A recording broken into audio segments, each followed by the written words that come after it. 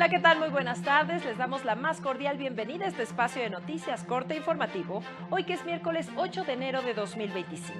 Soy Lorena Sánchez Cabrera y tendré el gusto en los próximos minutos de presentarle la información más reciente del Poder Judicial de la Federación, junto a mi compañera Eusiris Rostro, en la interpretación en lengua de señas mexicana.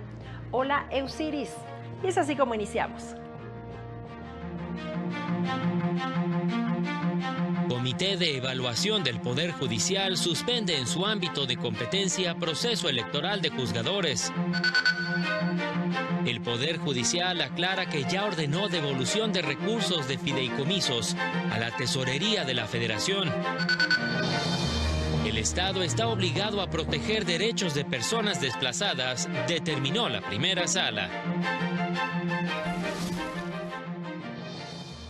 En acatamiento a una suspensión definitiva del Juzgado Primero de Distrito, que ordena cancelar los actos relacionados con la reforma judicial, el Comité de Evaluación del Poder Judicial detuvo en el ámbito de su competencia el proceso electoral extraordinario para la elección de diversos cargos del Poder Judicial Federal.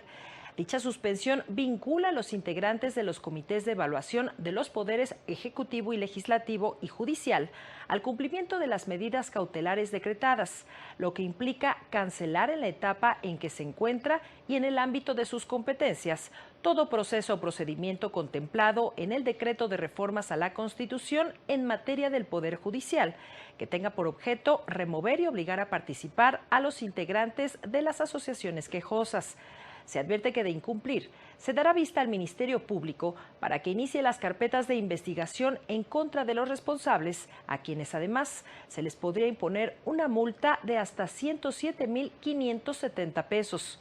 El comité explica que no pasa desapercibida la resolución de la Sala Superior del Tribunal Electoral en torno a dicho proceso, aclarando que no le corresponde cuestionar lo determinado por el juez de distrito. Agrega que de no acatarse esta medida cautelar por los comités de evaluación de los poderes ejecutivo y legislativo, se provocaría una grave inequidad a los participantes en el proceso electoral. La reforma judicial no garantiza la independencia de los integrantes de la judicatura y abre la puerta a la influencia indebida de las élites políticas y económicas e incluso del crimen organizado, consideró la relatora especial de la ONU para la independencia de jueces y abogados, Margaret Satterwhite. En un artículo publicado en la plataforma Open Global Rights, explicó que la reforma constitucional ha generado una gran preocupación a nivel nacional e internacional, pues diversos organismos han abogado por métodos para garantizar que la integración judicial se basa en la excelencia profesional y el mérito, más no en la popularidad. Advirtió que desmantelar la independencia judicial es un golpe a la protección de los derechos humanos, a lo que tienen derecho todos los mexicanos conforme al marco legal internacional.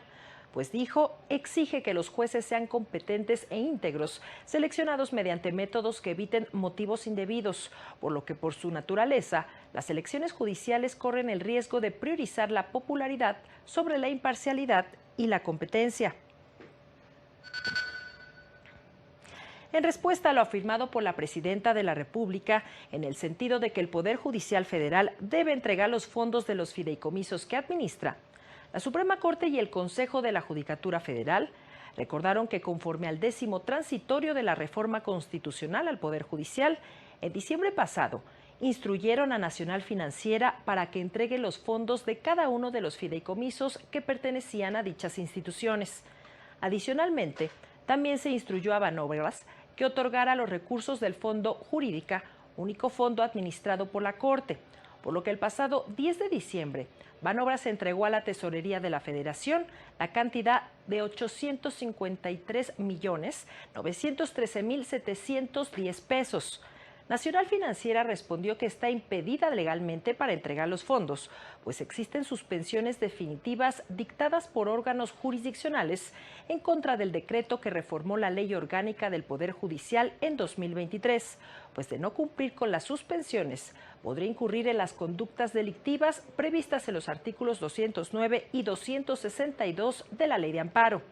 Respuesta que se hizo del conocimiento del Congreso de la Unión y de la Tesorería de la Federación.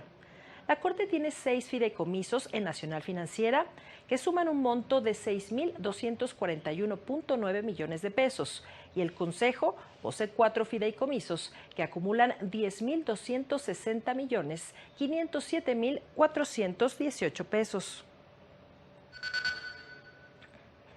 En la primera sesión del año de la segunda sala de la Suprema Corte, se dio a conocer que el ministro Javier Lainez Potisek fue electo por unanimidad como presidente de dicha sala. El propio ministro Lainez Potisek dio a conocer que esta decisión se aprobó por los integrantes de dicho cuerpo colegiado desde el pasado mes de noviembre.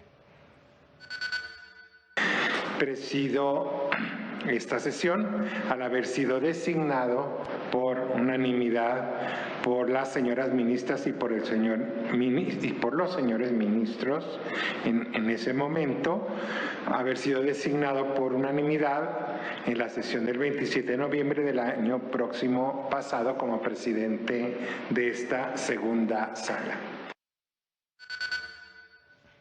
En otra información, la primera sala estableció como criterio que el desplazamiento forzado interno es un fenómeno social complejo que impacta de forma multilateral a quienes lo padecen y las afectaciones que causa ponen a las víctimas en una especial situación de vulnerabilidad e indefensión que debe atenderse conforme a la situación de cada afectado, sobre todo si se trata de grupos vulnerables. Fenómeno que incide en los derechos a la seguridad jurídica, a la propiedad, a un nivel de vida adecuado, al trabajo, a la vivienda, a la salud, la educación y al acceso a la justicia, entre otros, por lo que constituye una violación a derechos humanos. De acuerdo con convenciones internacionales, las autoridades están obligadas a reubicar o retornar a sus lugares de origen a los grupos desplazados. Además, los derechos de las personas afectadas por esta situación, en especial mujeres, infantes, adolescentes y adultos mayores, deben ser atendidos de manera reforzada a través de medidas de carácter positivo para revertir los efectos de su condición de debilidad, vulnerabilidad e indefensión. La segunda sala determinó que el artículo 9 del régimen de jubilaciones y pensiones previsto en el contrato colectivo del Seguro Social, al integrar el pago de la pensión por vejez al importe de la pensión por jubilación por años de servicio, no viola los derechos a la seguridad social, a la subsistencia y a la dignidad humana. Precisó que la jubilación otorgada a los trabajadores del IMSS en su calidad de trabajador y asegurado es una prestación exclusivamente contractual que no se rige por el artículo 123 constitucional, por lo que se puede pactar que la jubilación se integre con otras prestaciones. Indicó que el monto de la pensión por vejez la paga el gobierno con los rubros de invalidez, cesantía en edad avanzada, vejez y muerte, mientras que el Seguro Social solo paga la diferencia entre dicho monto y el que resulte del régimen de pensiones y jubilaciones. La pensión por jubilación prevista en el contrato colectivo ofrece mejores derechos que los otorgados a los trabajadores en general, por lo que no viola el derecho a la seguridad social y cumple con la finalidad de garantizar la subsistencia y la dignidad humana. Solo al reconocer que la violencia contra las personas de la comunidad LGBTI+ es un problema estructural, se podrán implementar medidas para erradicarla, aseguró la Unidad General de Conocimiento Científico y Derechos Humanos de la Suprema Corte. Indicó que al abordar la violencia contra este sector de la población, es preferible utilizar el término violencia por prejuicio en lugar de crímenes de odio, pues se trata de un término más amplio, ya que el odio es tan solo una de las formas en las que el prejuicio se manifiesta. Así, la violencia por prejuicio es simbólica, con mensajes de exclusión, tiene un efecto que resuena en toda la comunidad, tiende a ser particularmente cruel, no siempre se investiga y sus efectos son permanentes. Es momento de hacer una pausa, pero regresamos con más noticias. No se vaya, estamos en Corte Informativo.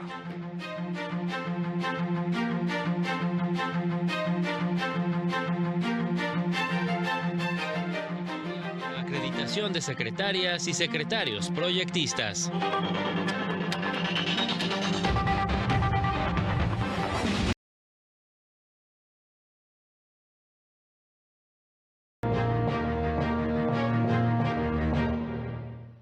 Gracias por continuar con nosotros. Seguimos con la información. El Centro de Estudios Constitucionales de la Suprema Corte puso a disposición la obra La tutela ejecutiva en el Sistema Interamericano de Derechos Humanos, siguiendo las huellas del cumplimiento, de la investigadora Sofía Reca Milanta. El texto presenta datos que evidencian el incumplimiento de sentencias de la Corte Interamericana de Derechos Humanos por parte de los estados que conforman la OEA. Se enfoca en 3 casos de Ecuador, Argentina y Perú. También explica en qué consiste la ejecución de las sentencias y el sistema interamericano y la tutela ejecutiva. Puede consultarlo de manera gratuita en el sitio web de la Suprema Corte y en la red de bibliotecas del Poder Judicial de la Federación. El podcast Te Escuchamos del Consejo de la Judicatura Federal estrena su 3ª temporada este miércoles con el episodio Justicia Rápida y Efectiva, en el que mujeres y hombres a quienes la justicia federal ha protegido con sus resoluciones contarán sus experiencias. Además, podrá conocer los testimonios de la campaña Tu Voz, Tu Historia, Tu Justicia, que durante 2024 recopiló historias reales de personas y la protección de sus derechos humanos. Puede escucharlo de manera gratuita en Spotify y YouTube.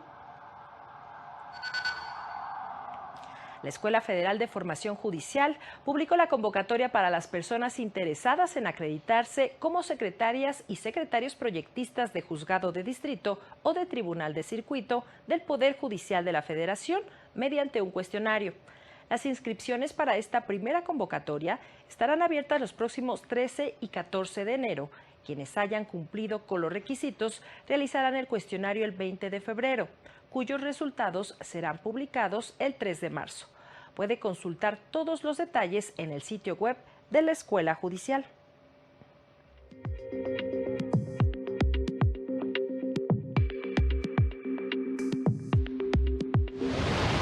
Se dio a conocer el listado del Comité de Evaluación del Poder Judicial de Tamaulipas. De las 355 personas que cumplen con los requisitos constitucionales y los previstos en las convocatorias para participar en el proceso de selección para la elección extraordinaria de junio próximo. La magistrada presidenta del Poder Judicial de Yucatán, María Carolina Canto Valdés, señaló que debido al recorte presupuestal, no se podrán instalar los nuevos juzgados especializados en violencia familiar y en comunidades indígenas, ni tampoco habrá aumento del 20% al salario de los trabajadores. El Poder Judicial de Veracruz dio inicio al programa Amiga Yo Te Ayudo, que busca establecer un programa de asesoría y representación jurídica en demandas alimenticias para mujeres en casos de violencia económica. Por primera vez, el Poder Judicial de Baja California llevará los servicios de justicia alternativa a los municipios de San Quintín y San Felipe para brindar orientación en asuntos civiles, mercantiles y familiares, como pensiones alimenticias o visitas y convivencias. Para el canal del Poder Judicial de la Federación, Jesús Daza. La crisis migratoria, de desapariciones, la creciente violencia, el disfuncional sistema de justicia y la crisis ambiental global son los retos más grandes para los derechos humanos en el año que comienza, consideró el Centro de Derechos Humanos Miguel Agustín Pro Juárez. Destacó el caso de la reforma judicial, de la cual se desprenderá la primera elección popular de integrantes de la Judicatura, que hasta ahora ha trascendido sin optimismo, con listas de personas aspirantes sin idoneidad, comités de selección partidistas, medidas que restringirán la participación y reformas que suplen la deficiencia de las fiscalías y la sumen aún más en su mediocridad, como la regresiva prisión preventiva oficiosa. Ante este panorama, señaló, debemos dirigir la mirada hacia quienes en este entorno adverso luchan con sus resistencias por la dignidad de las personas, como las madres buscadoras, las comunidades indígenas, los periodistas de investigación y las personas defensoras del territorio y los derechos humanos. En otros temas, el nuevo Código Nacional de Procedimientos Civiles y Familiares no quita ni restringe capacidades a las personas con alguna discapacidad que son parte en algún proceso, aseguró el magistrado de la 7ª Sala Civil del Poder Judicial de la capital del país, Yaupol Pérez Amaya. Precisó que el mencionado código elimina la figura de la interdicción e introduce los apoyos ordinarios y extraordinarios con el fin de no restringir ni anular la voluntad de las personas con esa condición. Dichos apoyos van desde trasladarlos al juzgado o tribunal en donde se lleve a cabo el proceso en el que se encuentren involucrados, hasta el de asesorarlos en la venta de algún bien. Recordó que en el antiguo sistema de justicia civil y familiar, con frecuencia se declaraba en estado de interdicción a personas adultas mayores, con el fin de disponer de sus bienes sin tomar en cuenta su voluntad. Y es así como llegamos al final de este espacio de noticias, como siempre agradeciendo su compañía e invitándole a mantenerse aquí en la señal del canal del Poder Judicial de la Federación. Siga a las 19:30 horas nuestro avance informativo y a las 20:30 el noticiario nocturno. Soy Lorena Sánchez Cabrera y en nombre de todo el equipo que hace posible este espacio, le deseamos que siga disfrutando su tarde. Hasta pronto.